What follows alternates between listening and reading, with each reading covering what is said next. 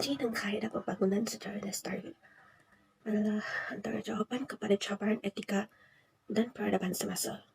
Konsep lestari telah menjadi unsur utama dalam pembangunan dan telah dizahirkan dalam 17 matlamat pembangunan lestari, iaitu dalam bahasa Inggeris Sustainable Development Goal, yang dipersetujui dan diguna pakai oleh negara anggota Pertubuhan Bangsa-Bangsa Bersatu sejak tahun 2015. Sustainable Development Goal merupakan rangka tindakan menyeluruh yang perlu diambil jangka oleh semua negara dalam bentuk perkongsian global untuk keamanan dan kesejahteraan rakyat serta persekitaran bumi pada masa kini dan pada masa yang akan datang. Malaysia adalah sebuah negara membangun di dunia dan melaksanakan pemasaran nasional dan terbuka.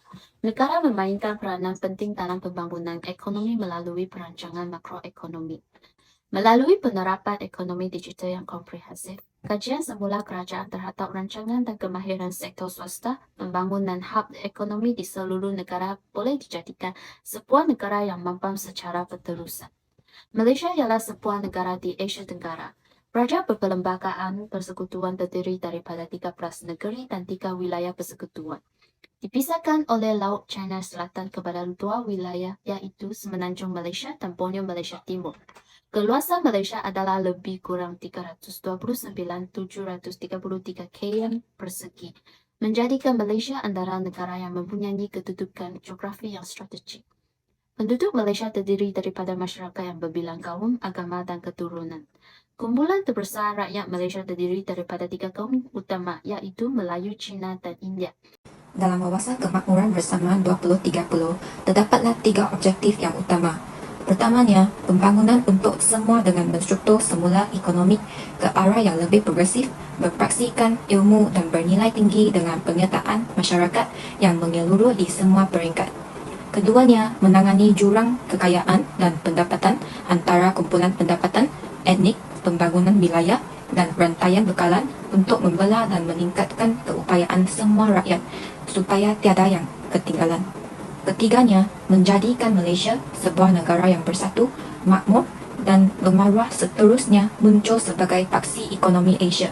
Malaysia bolehlah mencapai matlamat ini dengan memastikan kestabilan politik, peningkatan kemakmuran dan mencapai kesepadan rakyat tanpa prasangka dengan meraihkan kepelbagaian budaya dan bangsa sebagai asas penyatuan negara. Malaysia merupakan sebuah negara yang amat kaya dengan identiti budaya yang unik dan istimewa, di mana terdapat persamaan di antara pelbagai kumpulan etnik yang berbeza. Penjajahan oleh British telah mencorakkan satu identiti yang unik di kalangan kumpulan etnik ini, dengan menggabungkan pemikiran dan ciri-ciri yang diambil dari pada pihak Inggris untuk menyatukan mereka.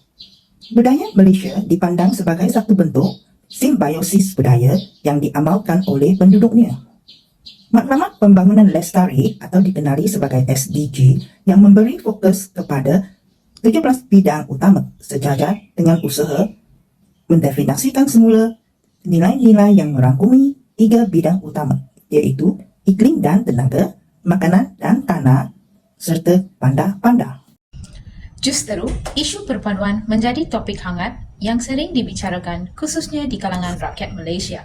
Contohnya, isu-isu yang sering dibicarakan merangkumi penyatuan Melayu dan kerjasama Melayu antara parti politik dan sebagainya.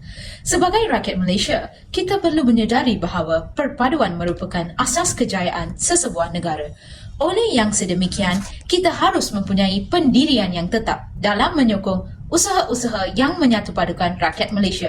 Jika tidak, mana mungkin usaha untuk menyatupadukan rakyat Malaysia berlaku sejak sebelum merdeka.